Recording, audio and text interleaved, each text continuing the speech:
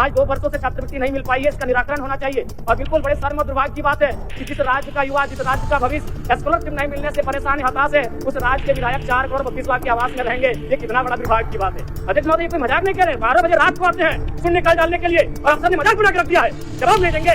ये सवाल जनता का है, जिस जनता के टैक्स से पैसे ये खुद पहुंचते हैं। सदन में एक बार फिर डुमरी विधायक जयराम महतो का वही पुराना अंदाज देखने को मिला। शीतकालीन सत्र के तीसरे दिन सदन में अपनी बात रखते हुए जयराम यह कहते हुए उग्र हो जाते हैं कि विधायक रात के 12 बजे शून्यकाल का सवाल जमा करने भागे दौड़े विधानसभा आते हैं, लेकिन विभागीय मंत्री जवाब ही नहीं देते। इस दौरान वह झारखंड में छात्रवृत्ति नहीं मिलने के मुद्दे पर भी खूब गर्माते हैं और अपने पुराने अंदाज में बरसते नजर आते हैं। धन्यवाद अध्यक्ष महोदय। कटौती प्रस्ताव के पक्ष में मेरा सवाल बजट बनाने की प्रक्रिया पर है। जब विभागों ने 13,400 करोड़ रुपए का मांग किया है तो फिर मात्र 7,721 करोड़ का बजट क्यों लाया गया? सबसे बड़ी बात, 8 महीना बीत जाने के बाद भी मात्र 42% राशि खर्च हो पाया है, तो फिर अनुपूरक बजट की आवश्यकता है क्यों? और कहीं ऐसा सच तो नहीं कि सरकार का खजाना खाली है? और यदि सरकार का खजाना खाली है तो सरकार राजस्व प्राप्त करने के लिए क्या कर रही है? अध्यक्ष महोदय, जमीन की रजिस्ट्री में करोड़ों अरबों का राजस्व हानि हो रहा है। किसी जमीन की कीमत यदि 1 करोड़ होता है तो कागज में दिखाया जाता है 25 लाख। सरकार को राजस्व मिलता है 25 लाख पर और काला धन का इस्तेमाल होता है 75 लाख पर। महोदय, अगर मेरी बात पर आपको संदेह है तो किसी भी इस राज्य में अगर किसी भी बड़ा भूखंड, एकड़ों का भूखंड अगर उसका खरीद बिक्री हुआ है तो आप उसकी एसीबी के माध्यम से जांच करवा ले, दूध का दूध और पानी का पानी हो जाएगा। और चोरी साफ नजर आया है अध्यक्ष महोदय। कई आईएएस अधिकारी जेल की यात्रा कर चुके हैं।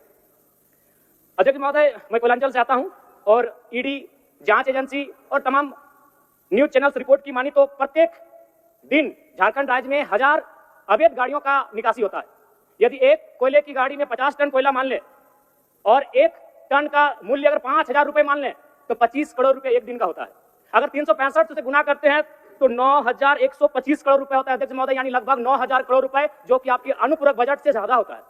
यानी कोयलांचल से इतनी अवैध मात्रा में कोयला का कारोबार हो रहा है, अगर उस पर सरकार नियंत्रण कर ले तो आपका एक अनुपूरक बजट के बराबर वो राशि होती है, वो राजस्व आपको फायदा होगा।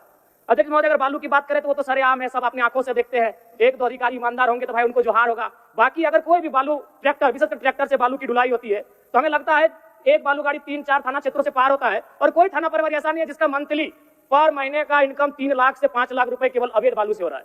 अतः सरकार को मैं मानता हूं कि सरकार का खजाना खाली है, तो खाली है तो इस प्रकार अगर लूट की छूट होगी, जो सरकार के खजाना में आना चाहिए था वो थाना प्रभारी के जेब में जाएगा, पदाधिकारियों की जेब में जाएगा। तो इसी प्रकार हम लोग छात्रों से कलेक्शन करेंगे अध्यक्ष महोदय।